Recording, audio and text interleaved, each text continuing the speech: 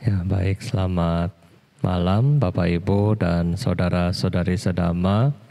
Sukihoto, Namo Buddhaya. Jadi pada kesempatan hari ini kita mau lanjut sedikit yang tentang sacaka ya yang kemarin ya. Karena kemarin agak tanggung. Jadi setelah kemarin sacaka, ya kalau di kisahnya nggak ada kemarin ya, seharian langsung. Jadi setelah sacaka merasa kalah ya, merasa kalah di dalam debat bersama Sang Buddha, kemudian sacaka ini kemudian dia merasa ya malu ya, apalagi satu pangeran. Dia langsung bilang kepada Sang Buddha di tengah-tengah berkumpul yang begitu banyak orang, bilang, oh bagaikan seekor kepiting ya yang ditarik dari kolam, ditarik ke daratan. Kemudian capitnya dipotong. Baru kepiting ini dikembalikan lagi di kolam. Ya demikianlah sacaka. Ya sama katanya. Sama sudah tidak ada memiliki kekuatan apapun lagi untuk melihat kehidupannya. Ya, sudah tidak ada lagi. Nah, jadi Bapak Ibu, kita melihat di sini bahwa ya bagaimana sacaka merasa benar-benar sangat malu akan setelah mendapatkan jawaban-jawaban dari Sang Buddha yang telah menentang atau memberikan masukan mengenai teori-teori yang selama ini dianggap salah. Nah, karena saking rasa malunya, kemudian sacaka menanyakan kembali ya bagaimana para siswa berlatih. Ya, kemudian bagaimana para siswa berlatih dan sampai mereka mencapai tingkat-tingkat pencerahan. Jadi kembali lagi Buddha mengajarkan bahwa para siswa berlatih dengan melihat badan jasmani ini, ya. Dengan melihat apanya? Dengan melihat bahwa badan jasmani ini bukan aku, ya. Bukan aku, perasaan bukan aku, pencerapan, ya, dan seterusnya itu bukan aku. Nah, kemudian selain menyebutkan bahwa ini bukan aku, juga cara untuk melihat batin jasmani ini dilihat dari mana? Dilihat juga dari pada waktu ya, waktu saat ini yang mendatang maupun yang lampau. Jadi bagaimana kita melihat badan jasmani ini dan juga melihat yang kasar, yang halus ya, yang ada di dalam bentukan-bentukan daripada badan jasmani. Setelah itu kita juga melihat bahwa 6 kesadaran itu, 6 kesadaran baik 6 kesadaran adalah sesuatu yang juga tidak kekal dan bukan milikku. Nah, jadi ini semua yang dilakukan oleh para siswa Sang Buddha. Nah, sehingga dengan cara inilah mereka mencapai tingkat-tingkat pencerahan. Ya, di situ kalau kita biasa baca di dalam Ratana Sutta ya, telah menyelesaikan apa yang harus diselesaikan. Maksudnya apa? Menyelesaikan beban-beban di dalam kehidupan mereka ya, para arahat, orang-orang yang telah mencapai pencerahan tingkat tertinggi, mereka akan menyelesaikan hidup mereka ya, menyelesaikan beban-beban hidup mereka. Juga para arahat mereka juga menyelesaikan apa? Tugas-tugasnya sudah selesai ya. Telah meninggalkan apa yang harus ditinggalkan. Nah, jadi ini adalah bagaimana para siswa Sang Buddha berlatih diri mereka dengan melihat vipassana dan juga melepaskan ya kehidupan daripada ya ini ketidakkekalan, kemudian melihat juga anatta ya, dan melihat bagaimana semua yang terbentuk adalah dukkha, penderitaan. Jadi ini yang dilihat oleh siswa Sang Buddha. Nah, setelah dari situ Kemudian Sacaka merasa bahwa ya saya berarti sudah kalah, dan kemudian saya menghormati ya lawan berbicara ya, seperti kita bilang kalau kerajaan lagi perang, pihak yang kalah biasanya akan bilang, wah, pihak yang menang akan selalu bilang seperti, waduh berani sekali ya saya punya lawan, atau seterusnya. Ya, jadi sama dengan Sacaka, dia juga memuji Sang Buddha yang tiada bandingnya di dalam pengetahuan. Nah, setelah memuji Sang Buddha, kemudian dia memohon kepada Sang Buddha, Sang Buddha, bolehkah saya melakukan dana makanan? Ya, dana makanan. Kemudian Sang Buddha setuju. Nah, setelah setuju, dia berbalik badan ke para pengikutnya ya, para pangeran suku Licawi, kemudian berkata, besok kita ada punya kesempatan untuk berbuat baik, untuk berdana makanan kepada Sang Buddha, ya. Kemudian, nah setelah dia memiliki kesempatan untuk berdana, ya besoknya Sang Buddha datang ke tempat daripada Sacaka. Di sana kemudian menerima dana makanan ya, banyak sekali dana makan karena kita tahu yang hadir 500 pangeran ya. Sama, berarti dari zaman dulu sampai hari ini sama ya. Kalau kami juga para Bante, biasanya umat sudah tanya, Bante mau pindah patah berapa orang? Kalau sudah bilang, oh 5 orang, siap dapat 5 bungkus makanan. Nah, jadi sama ya dengan di zaman lalu ya, ternyata para pangeran juga sama berpikir, oh besok berapa yang mau datang? Nah, kemudian para pangeran menyiapkan makanan untuk menyambut Buddha dan para anggota Sangha. Nah, dikatakan di dalam teks bahwa sampai ya makanan itu saking banyaknya, sampai semua anggota yang datang untuk menerima dana makan sampai full, maksudnya sampai merasa tidak ada lagi yang bisa dimakan, berarti sampai sudah cukup untuk kebutuhan daripada para biku untuk mengkonsumsi makanan tersebut ya. Nah, jadi setelah berdana makan, kemudian ada pelimpahan jasa kan, ya, seperti Bapak Ibu yang lakukan pada hari ini, ya tadi siang kita ada pelimpahan jasa secara online. Nah, kemudian Sacaka bilang, semoga jasa kebajikan yang saya perbuat pada hari ini ya melimpah kepada para pangeran ya. Kepada pangeran. Kemudian Buddha berkata kepada Sacaka, kenapa kamu berpikir seperti itu ya? Maksudnya kenapa kamu berpikir pelimpahan jasa ini hanya didapat oleh para pangeran? Terus Sacaka bilang, iya, karena kan saya hanya mengkoordinasi saja ya, bukan dana makanan bukan dari saya. Tetapi dana makanan ini dari para pangeran. Nah, sehingga biarlah kebajikan ini didapatkan oleh para pangeran. Nah, kemudian Sang Buddha bilang, oh bukan begitu ya. Kamu yang membantu menyalurkan dana makan ini, maka kamu juga mendapatkan pahalanya. Ya, pangeran juga yang sudah berdana, mereka juga mendapatkan pahalanya. Jadi di dalam kita berbuat baik, seperti contoh yang dalam dilakukan oleh Sacaka, ya siapa yang berbuat ya menitip dana juga mendapatkan pahala, yang hanya menyerahkan juga mendapatkan pahala. Ya, oleh karena itu juga Bante selalu ingatkan Bapak Ibu, kalau Anda kadang-kadang kalau Bapak Ibu yang punya altar di rumah terutama ya, kadang-kadang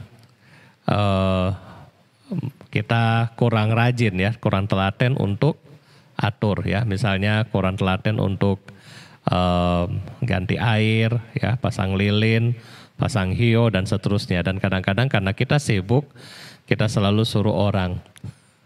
Betul nggak? Ya, kadang-kadang kita suruh, udah kamu yang bikin ya. Sama Bante juga. Tapi kalau Bante suruh ke anak-anak ya, suruh mereka berbuat baik. Kalau yang di wihara yang orang kerja, nah mereka khusus untuk yang leluhur ya. Jadi tiap hari bikin kopi buat taruh di meja leluhur. Nah, kalau kita melihat dari cerita Sacaka ini ya, jadi walaupun kalau kita suruh orang untuk berbuat baik, maka dia akan mendapatkan pahalanya. Ya, dia akan mendapatkan pahalanya. Tetapi lebih bagus lagi kalau kita berbuat baik atas kita sendiri. Ya, kita sendiri berbuat baik untuk kita sendiri. Ya, jadi lebih baik dari situ. Yang kedua, ya terkait dengan altar ya. Kadang-kadang kita hanya suruh orang bikin. Ya, Rinpoche pesan kemarin ya. Waktu saya pernah dengar ceramah ini, Rinpoche bilang, kalau kita yang suruh-suruh orang ya, ayo kamu bikin. Misalnya kamu ganti air, kamu pasangin hio dan seterusnya. Maka yang mendapatkan karma baik ya, mendapatkan hoki, mendapatkan rezeki, itu siapa? Yang bikin. Ya suruh enggak ya.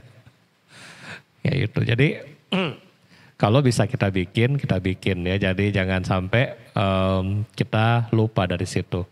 Ya, oke. Sekarang kita kembali ke cerita Sacaka. Setelah berdana, kemudian Sang Buddha ya. Sang Buddha di dalam batin meramalkan, Sakaca ini karma baiknya belum cukup ya. Belum cukup untuk apa? Belum cukup untuk mencapai tingkat pencerahan. Ya seperti Sacaka ini enggak seperti yang lain. Kalau yang lain Buddha mengajarkan singkat, langsung mencapai arahat, ya, tercapai kesucian. Tetapi yang aneh, Sacaka ini tidak bisa mencapai. Ya, karena apa? Karena Sacaka ini kurang kebajikan. Ya, sehingga walaupun Sacaka ketemu langsung dengan Buddha, walaupun Sacaka juga telah mendengarkan Dhamma, ya, ada Maha Sacaka Sutta dan Cula Sacaka Sutta. Ada 2 sutta mengenai Sacaka yang diajarkan oleh Sang Buddha langsung. Dan juga walaupun Sacaka sudah berdana makanan kepada Sang Buddha, ternyata karma baiknya kurang mendukung untuk dia mencapai tingkat arahat. Ya. Nah, oleh karena itu di dalam batin Sang Buddha tahu bahwa Sacaka ini bisa mencapai arahat ya sekitar 200 tahun setelah Sang Buddha memasuki parinibbana. Ya, setelah Sang Buddha memasuki parinibbana, Sacaka ini akan menjadi seorang biku yang luar biasa, terpelajar, dan dia bisa mencapai tingkat kesucian arahat. Dan diramalkan dia akan lahir di tempat yang namanya Sinhala ya, atau sekarang kita bilang Sri Lanka. Ya, jadi Bapak Ibu, setiap kebajikan yang kita tanam hari ini, ya mungkin hari ini tidak berbuah. Ya, mungkin Anda tanam hari ini tidak berbuah, tetapi besok-besok itu bisa berbuah di masa mendatang. Seperti kasus daripada Sacaka ini. Ya, bagaimana Sacaka ini, dia di kehidupan ini, dia nggak bisa mencapai kesucian apapun. Tetapi di masa mendatang dia bisa mencapai kesucian. Nah, jadi inilah manfaat daripada kebajikan ya. Kebajikan akan ada dan mengikuti kita kemanapun kita pergi. Ya, jadi tetaplah kita semangat berbuat baik. Dan di sini adalah pesannya adalah semangat berbuat baik ya. Dan setelah Sacaka ini terlahir di Sri Lanka, dia terlahir di dalam suatu keluarga kerajaan ya. Dia lahir dalam, kalau nggak salah, anak daripada Perdana Menteri ya. Kemudian karena dia sudah bertemu dengan Buddha, dia memiliki keinginan untuk menjadi seorang anggota Sangha. Dia menjadi seorang anggota Sangha karena Sacaka juga memiliki kepintaran ya di dalam kehidupan dia sebelumnya. Dia dengan sangat-sangat cepat menguasai Tripitaka dan juga menguasai Nikaya ya, Nikaya dia kuasai. Dan kemudian gurunya pesan kepada Sacaka, sudah namanya bukan Sacaka lagi ya, namanya sudah Buddha Rakita. Bante Buddha Rakita, kamu jangan lagi banyak belajar tetapi harus praktek. Nah, ketika dia mulai mempraktekkan meditasi, nah barulah dia mencapai tingkat kesucian arahat di situ. Nah, jadi ini cerita lengkap ya dari mana Sacaka kemudian dia sudah dikalahkan oleh Sang Buddha dalam hal debat, dan kemudian menanam kebajikan, dan bagaimana di kehidupan mendatang 200 tahun setelah Buddha parinibbana dia mencapai tingkat kesucian. Ya, jadi ini mungkin cerita hari ini, dan kalau Bapak Ibu ada bertanya dipersilahkan. Bante, ada satu pertanyaan di Facebook dari Tanti Lina. Namo Buddhaya Bante, izin tanya, kalau kita berbuat baik atas nama orang lain tapi dia tidak mengetahui, apakah orang itu dapat pahala? Mohon pencerahannya Bante. Terima kasih. Ya, kalau misalnya kita kadang-kadang berbuat baik ya, membuat baik misalnya untuk terutama kita kadang-kadang berbuat baik ini buat mungkin seperti oma opa kita yang sedang sakit ya, dan mereka memang sama sekali tidak mengetahui tentang Dhamma ya, mereka nggak tahu sama sekali tentang Dhamma. Apakah boleh? Boleh. Apakah ada pahalanya? Ya, pahalanya lebih sedikit dibandingkan mereka yang punya niat.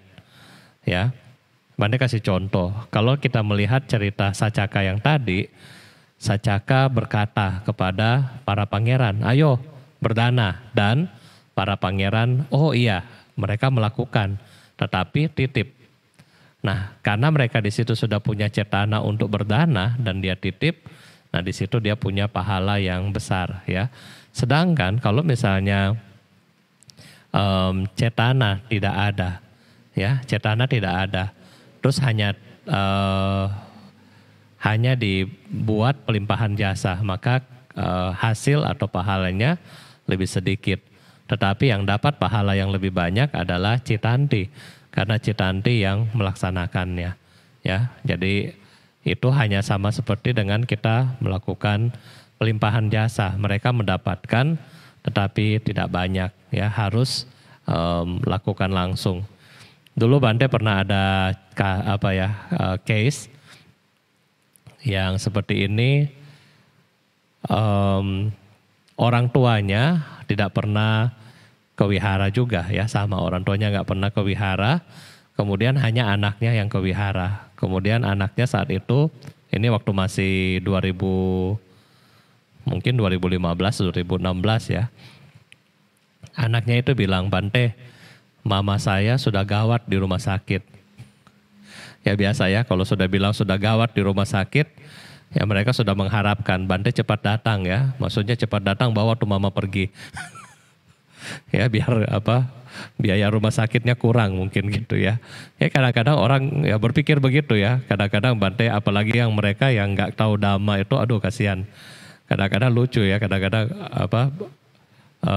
dia pikir kita itu mungkin wakilnya Gyam Loong di dunia. Kalau Bante sudah baca cepat jalan itu orang ya. Tetapi ini kejadian yang nyata. Ini benar terjadi. Jadi waktu itu dia bilang, Bante, saya mau dana, ya, mau dana atas nama mama saya. Jadi dia bilang dia mau dana atas nama mama saya. Terus Bante tanya, kenapa mama kamu? Oh, mama saya sakit, ya, sudah berapa hari di rumah sakit, tetapi tidak di ICU, ya, hanya di kamar biasa. Oh, terus Bante tanya, kalau seperti itu berarti rumah sakit di mana? Karena lebih baik dari mama yang kasih sendiri.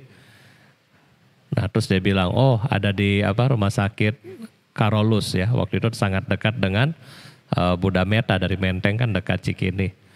Nah sampai di sana Bante bilang oke, kalau begitu kita pergi, ya kita pergi ke rumah sakit. Jadi sampai di rumah sakit, Mama juga nggak ngerti ya, masih sadar. Kemudian jadi mamanya hanya pegang di ujung ya, karena memang sudah nggak kuat kan. Jadi hanya pegang di ujung itu kalau nggak salah hanya berdana seperti perlengkapan biku ya, mungkin perlengkapan mandi seperti sabun-sabun seperti itu. Dia cuma pegang di ujung. Ya kemudian Bante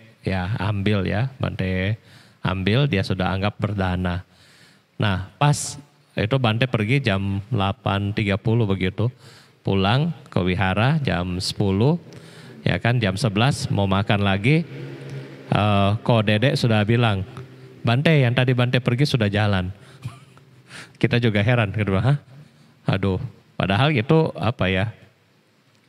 Jadi yang tadi, ya dia melakukan pahala yang tadi itu melakukan kesempatan yang terakhir ya, supaya ya bukan untuk orang berdana. Anda mesti jangan mikir lagi, oh nanti kalau orang berdana cepat jalan, enggak ya.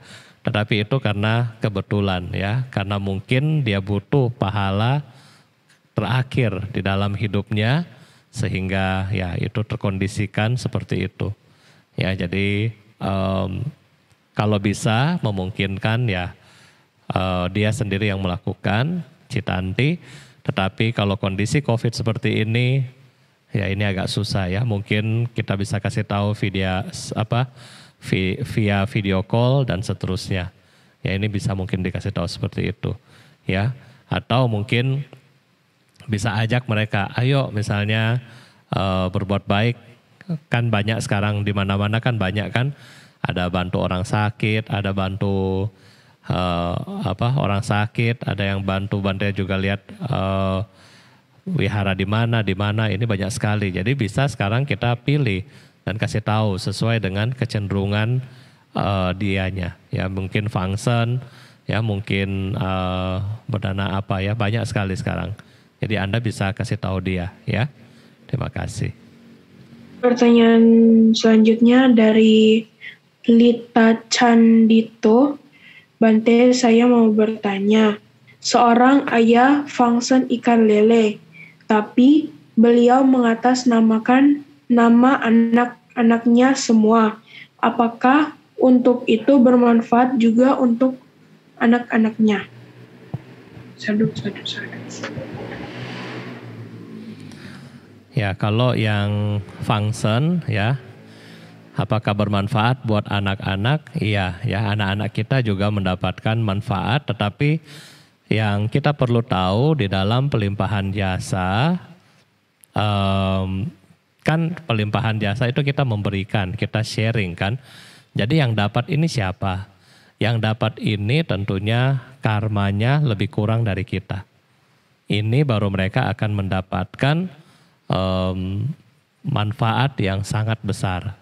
Nanti kasih contoh, ketika kita bilang kita melakukan perbuatan baik, ya, misalnya contoh, nanti kasih contoh Anda punya aqua, ya, aqua ini Anda pas jalan ketemu misalnya pengemis yang memang sudah haus, ya, pas Anda kasih dia minum, dia akan ingat Anda, aduh tadi pagi misalnya ya saya dapat minum dari Cilita, jadi saya bahagia sekali. Aqua yang sama kita kasih ke bos kita, misalnya kita sampai di kantor kita kasih ke bos kita. Aqua yang sama mungkin bos juga akan bilang terima kasih, tetapi kesannya kita lihat kesannya itu gak sama dengan si pengemis. Kalau yang pengemis tadi dia akan ingat kan, aduh minimal 1 jam dia akan ingat, oh terngiang-ngiang Cilita punya muka. Ya mungkin dia bisa hafal bajunya warna apa. Tapi kalau bos kita cuma, oh ya makasih. Dan ya sudah. Nah jadi sama dengan pelimpahan jasa. Kalau kita melakukan pelimpahan jasa ini kepada mereka-mereka yang sedang menderita, ya mereka akan ingat. Baik apakah ini makhluk peta, ya jangan makhluk peta, hewan, orang-orang yang lebih susah dari kita, orang-orang yang patut dibantu, mereka-mereka yang sedang sakit, mereka semua akan mendapatkan rasa kenyamanan. Ini adalah hasil daripada pahala kita.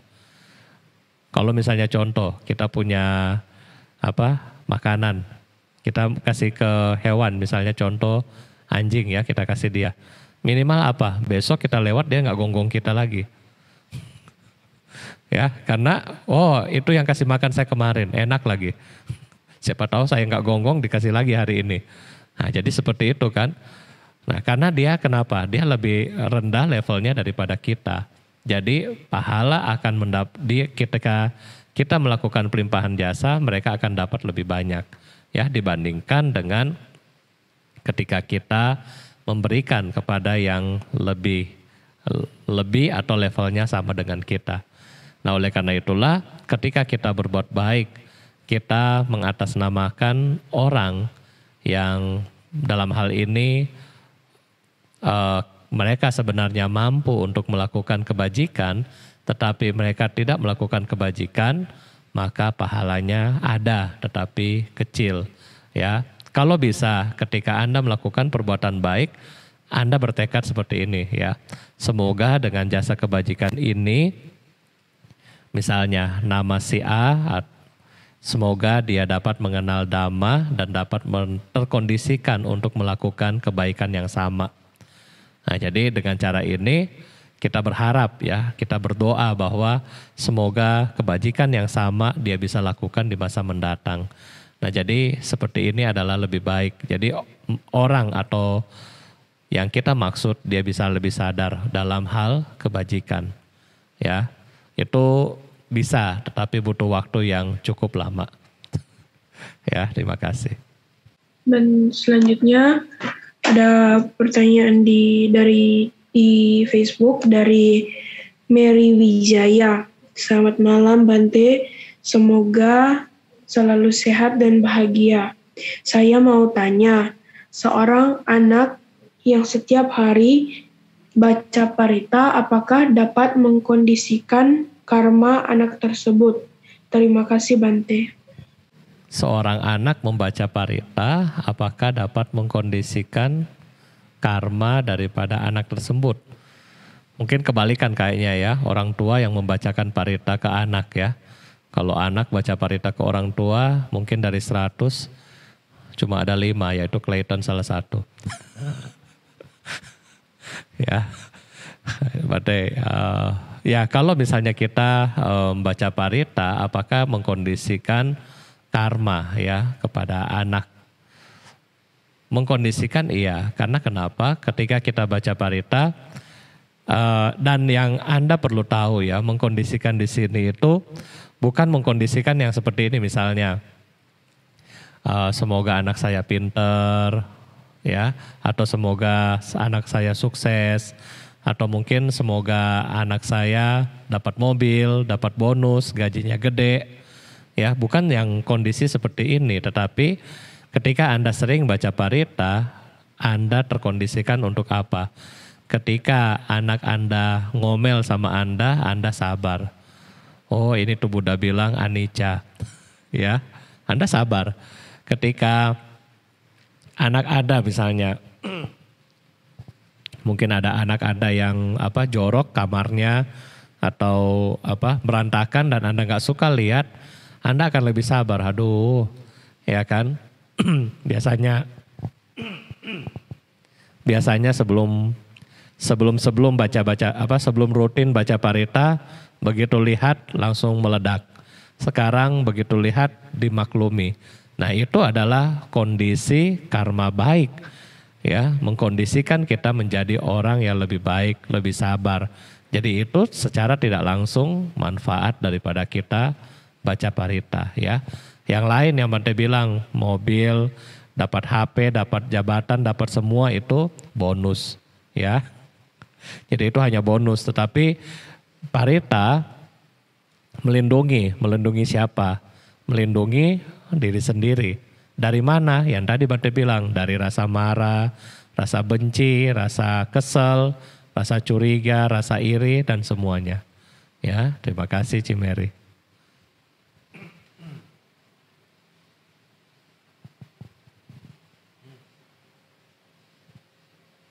Pertanyaan selanjutnya dari Tris Sarima. Namo Buddhaya Bante, saya mau tanya, bagaimana kalau ada orang yang meninggal? Dalam hal ini beragama Buddhis, sedangkan semua anak-anaknya non-Buddhis, sehingga didoakan bukan menurut Buddhis. Apakah bisa bermanfaat doanya buat orang yang meninggal ya?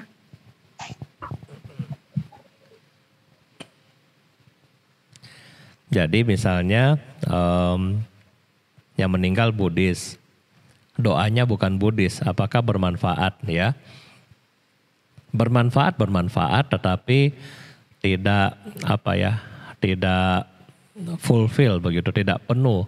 Kenapa tidak penuh? Yang pertama, kalau dia Buddhisnya fanatik, ya, maksudnya orang yang fanatik di sini dalam hal ini dia nggak setuju, dia didoakan dengan agama lain misalnya, yang terjadi dia akan lebih punya kemarahan, ya, dia punya rasa tidak suka, ya, karena seakan-akan dia dipaksa. Nah, ketika muncul momen tidak suka seperti ini, malah ini akan sangat bahaya untuk si mendiang. Kenapa akan sangat bahaya? Karena kebencian akan menyebabkan mendiang akan terlahir di alam yang tidak baik. Ya, ini.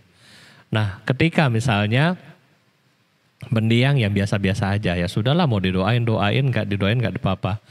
Nah, yang seperti ini mereka mendapatkan manfaat, tetapi manfaat yang lebih kecil. Tetapi ketika didoakan sesuai dengan apa yang dia sering praktek di dalam kehidupan dia sehari-hari, maka dia akan mendapatkan rasa yang lebih nyaman dan lebih banyak manfaatnya bagi batin daripada si mendiang. Ya, jadi di dalam kita berdoa, ya, memang doa ini adalah universal. Doa ini adalah kata-kata positif yang bisa kita bagikan kepada semua makhluk, tetapi karena setiap makhluk memiliki kemelekatan dengan caranya. Setiap makhluk memiliki kemelekatan terhadap budaya dan ritualnya. Nah, jadi ini yang agak susah, ya. Tetapi tetap bermanfaat tapi sangat sedikit, ya. Bermanfaat tetapi sedikit. Oleh karena itulah Bante pribadi ketika misalnya saya mengunjungi orang-orang yang sedang ICU, ya, kadang-kadang Bante tanya, Bapak biasa baca apa?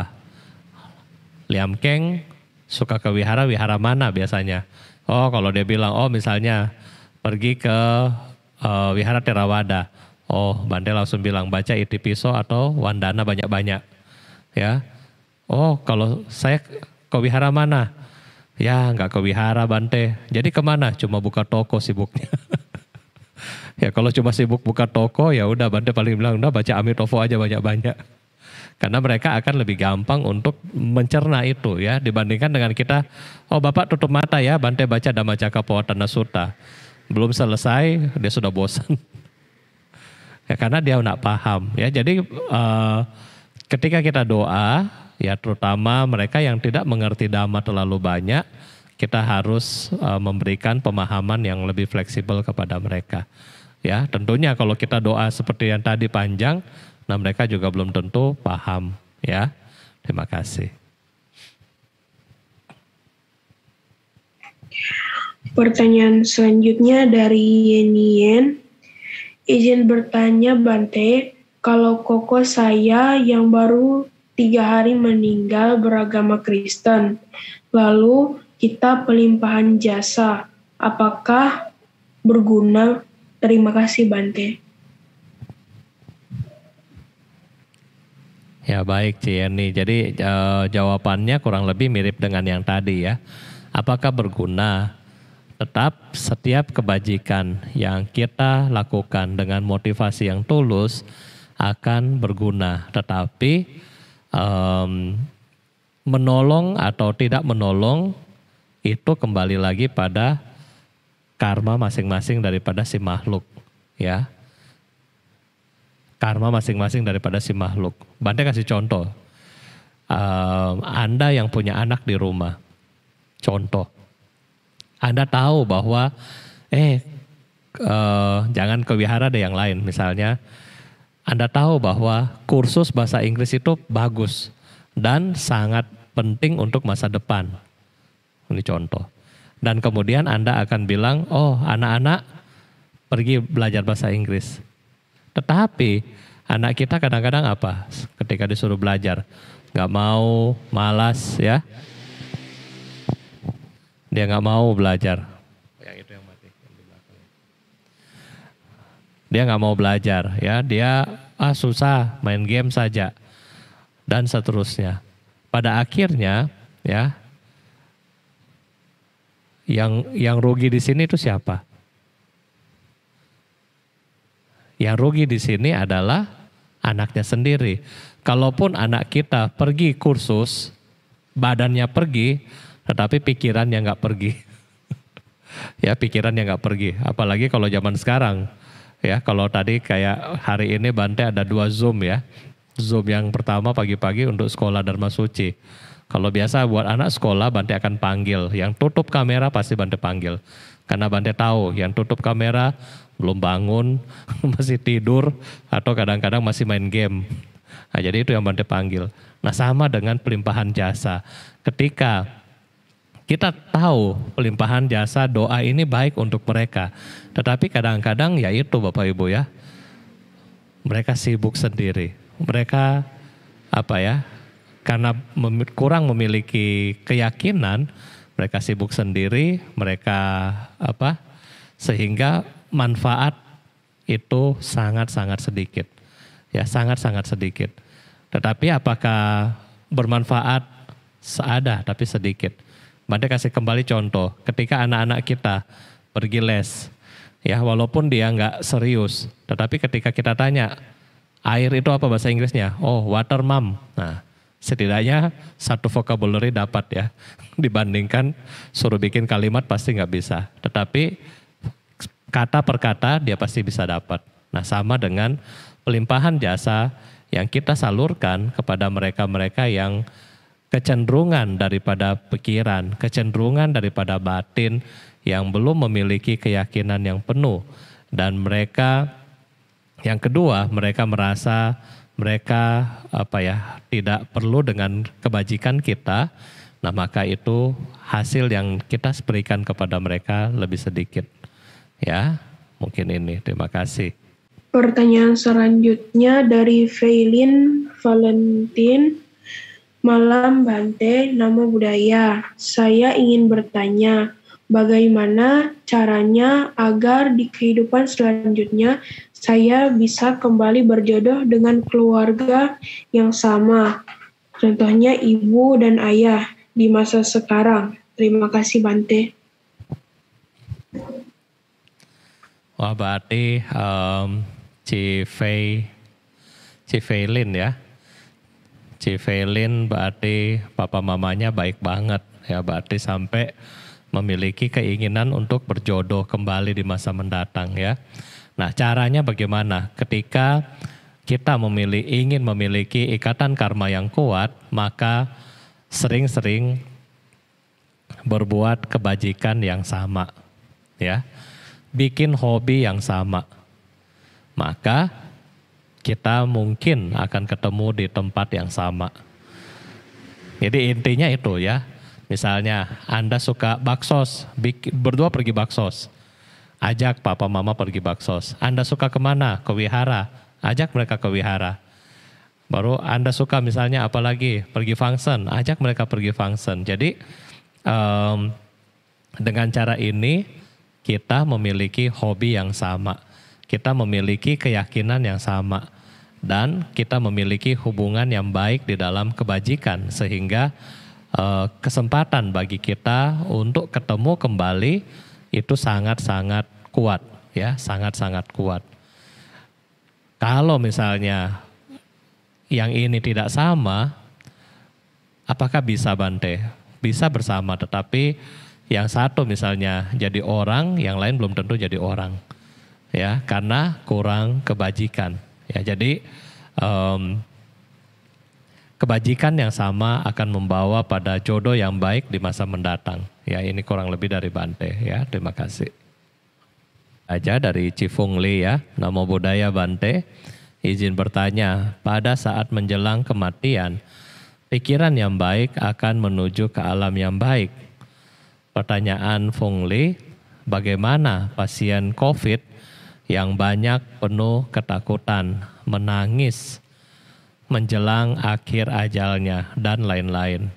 Ya, jadi memang benar bahwa pikiran ya salah satu menentukan kita lahir di alam yang kemana. Ya, ketika pikiran Anda sering berpikir yang baik, maka Anda bisa pikiran ini bisa membawa kita terlahir di alam yang lebih baik. Karena kenapa sih kalau kita berpikir yang baik, Bante bisa lahir di alam yang lebih baik? Ketika kita punya pikiran yang baik, kita akan lebih tenang, kita akan lebih rileks, kita tidak takut, ya, karena kita berpikir yang baik-baik. Jadi kita tidak takut.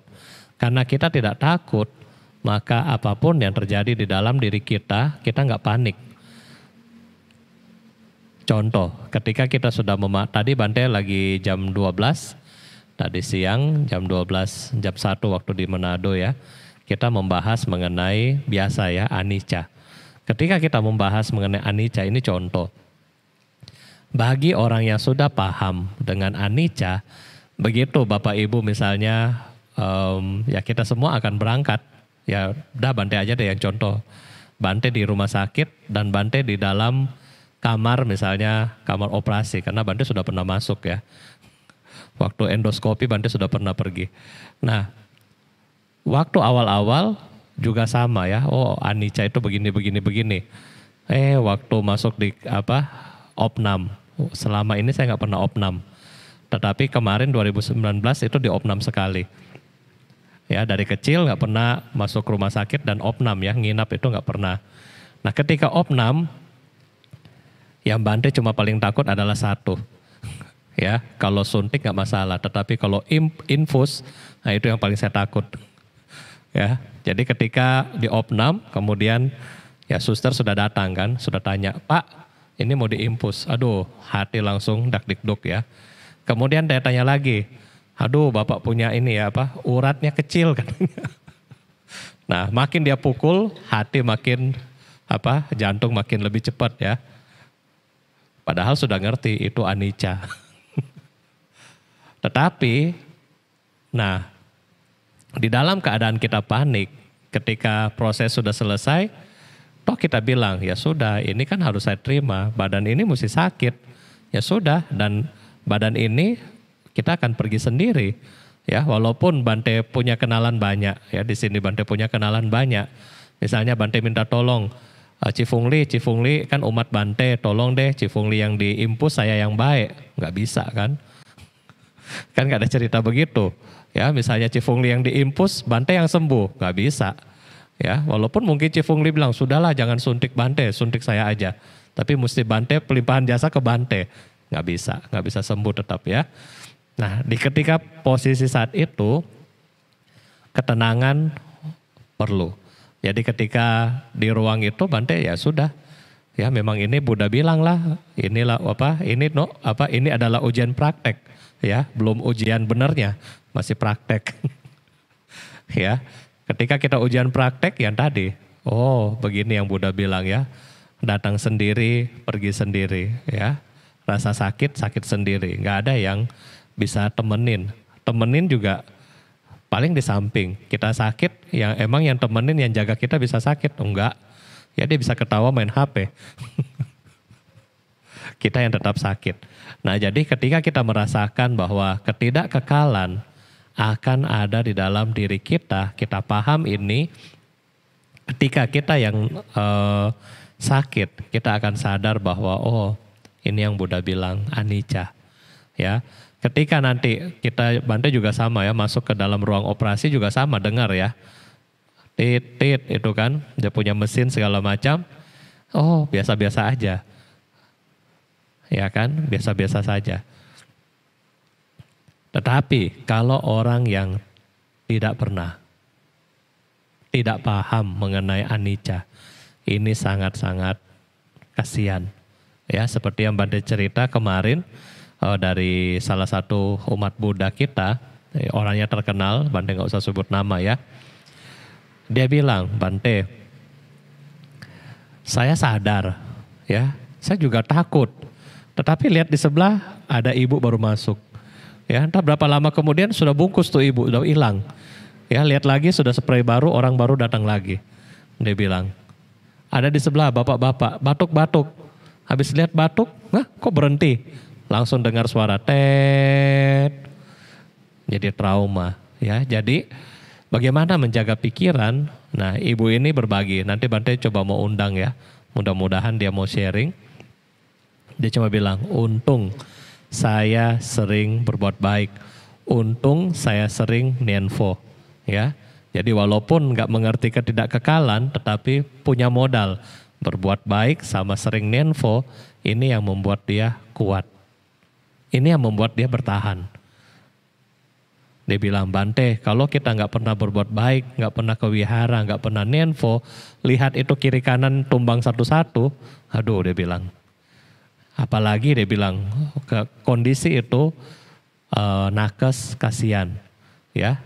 Malah dia muncul rasa empati ya, rasa kasihan kepada nakesnya, orang lainnya dan seterusnya. Dia bilang nakes itu kasihan, ya.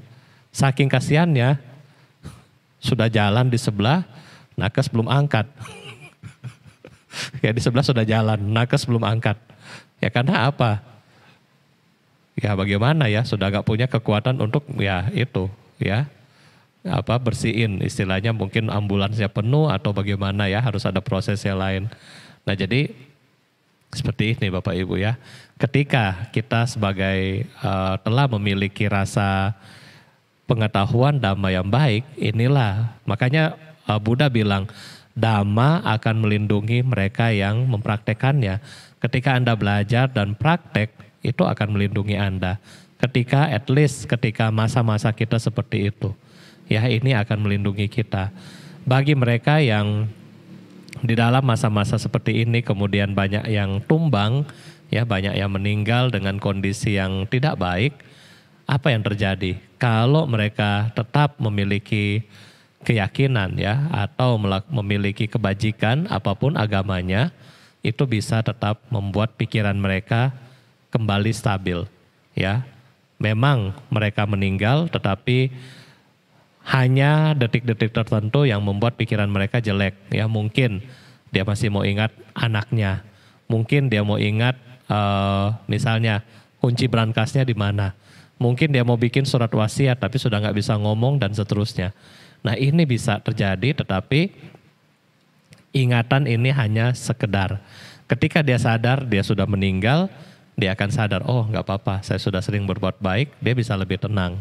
Tetapi kalau yang sudah jarang berbuat baik, ya, jarang berbuat baik, sering berbuat jahat, kemudian punya kondisi seperti ini, nah ini susah, ya. Terima kasih Cifung Li.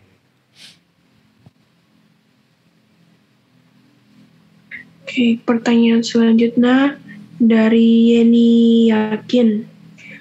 Namo Buddhaya Bante, jika di KTP agama Buddha jarang baca parita, pemahaman Dhamma sangat dangkal, dan sehari-hari lebih sering pai dengan garu, tapi pai tien hadap pintu utama rumah, dan ada pai totikong juga.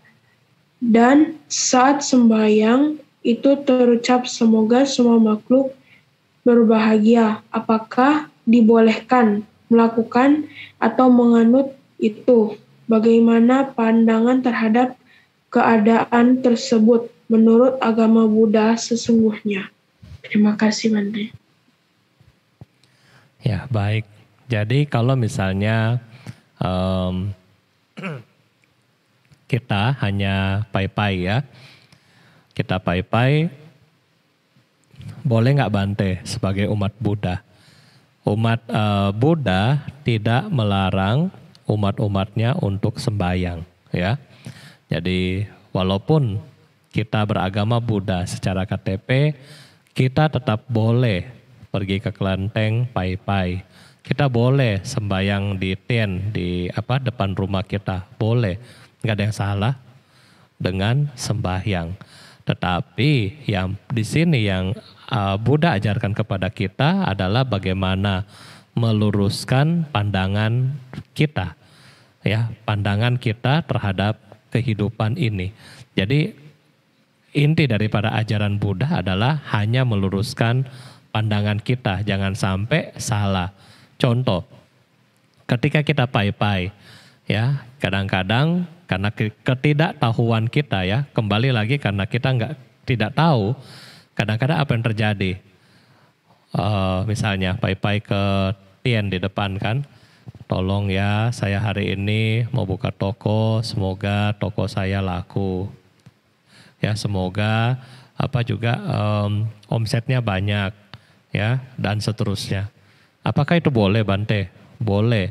Tetapi doa yang seperti ini memiliki keserakahan, sehingga ketika doa yang seperti ini punya keserakahan dan ketika Anda berharap dan tidak tercapai karena kita punya keserakahan yang besar, mengakibatkan kita lebih gampang putus asa, mengakibatkan kita lebih gampang untuk lepas keyakinan, ya, karena nggak ada guna lah sembayang, kemarin juga sembayang, minggu lalu juga sembayang, omset saya juga sedikit, nggak naik-naik. Nah, jadi salah, ya, jadi punya pandangan salah tentang sembayang pada akhirnya.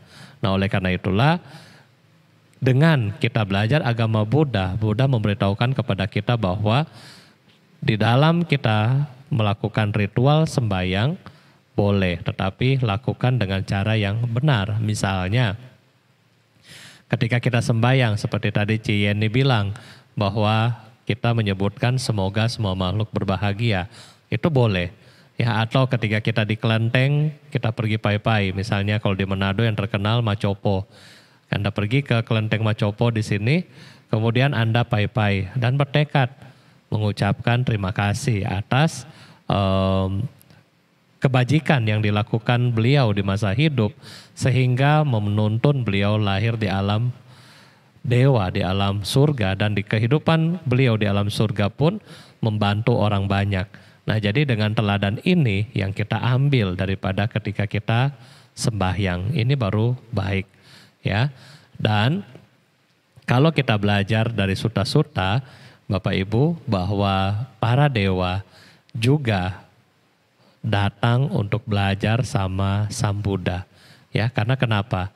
Buddha sendiri adalah Sattha Dewa Manusanang, guru para dewa dan manusia. Sehingga yang kadang-kadang kita pai di depan rumah kita, kadang-kadang kita bilang Saka Dewa Indra, ya. Ada yang bilang Saka Dewa Indra, ya, ada yang bilang yang versi yang lain, ya. Saka Dewa Indra sendiri datang kepada Sang Buddha untuk bertanya dhamma. Saka Dewa Indra sendiri mencapai tingkat kesucian Sotapanna karena Sang Buddha memabarkan Saka Panhasutta. Saka Dewa Indra juga yang menyebutkan Namo Tassa Bhagavato Arahato Sama Sambuddhassa. Itu dari Saka Dewa Indra. Dia yang melakukan penghormatan kepada Sang Buddha sendiri.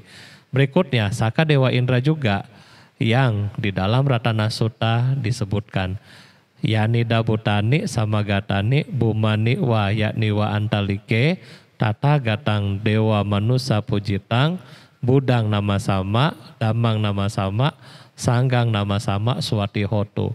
Marilah semua makhluk yang berada di alam semesta, kita datang di sini menghormati Sang Tathagata, yaitu Buddha Ratana, Dhamma Ratana, Sangha Ratana. Nah, jadi Bapak Ibu bayangkan, seorang dewa yang paling tinggi, raja para dewa, datang untuk menyebutkan kata-kata di atas. Berarti secara tidak langsung Sang Buddha memiliki posisi yang lebih baik, lebih tinggi daripada para dewa ini. Sehingga ketika kita belajar Dhamma, nah, kita mendapatkan pemahaman yang lebih baik dan juga kita bukan berarti ketika kita sudah belajar Dhamma kita meninggalkan dewa-dewa atau sembayangan, tidak ya. Tetap kita boleh lakukan dan sambil jalan ya, sambil jalan, karena tidak ada yang salah untuk menghormati para dewa juga. Tidak ada yang salah ketika kita melakukan sembayang, tetapi lakukanlah sembayang dengan baik. Ya, mungkin ini dari Bante. Terima kasih. Pertanyaan selanjutnya dari Oi Hanes. Omitohud Suhu, izin bertanya, apakah winaya yang tangguh meminimalkan anicca? Terima kasih. Ya, jadi apakah winaya yang tangguh meminimalkan anicca ya? Jadi kalau kita melihat bahwa winaya ini lebih kepada peraturan ya untuk yang dilaksanakan untuk mencegah kita daripada hal-hal yang tidak bajik, baik melalui pikiran, ucapan dan perbuatan. Ya, kalau misalnya anicca ini bisa dilihat daripada perenungan ya, lebih ke arah meditasi sebenarnya, dan lebih ke arah bagian daripada panya, kebijaksanaan. Kalau winaya lebih ke sila, sedangkan kalau melihat ketidakkekalan harus dari melalui panya ya, daripada kebijaksanaan. Ya, jadi winaya tidak signifikan di dalam melihat ketidakkekalan ini. Ya, terima kasih.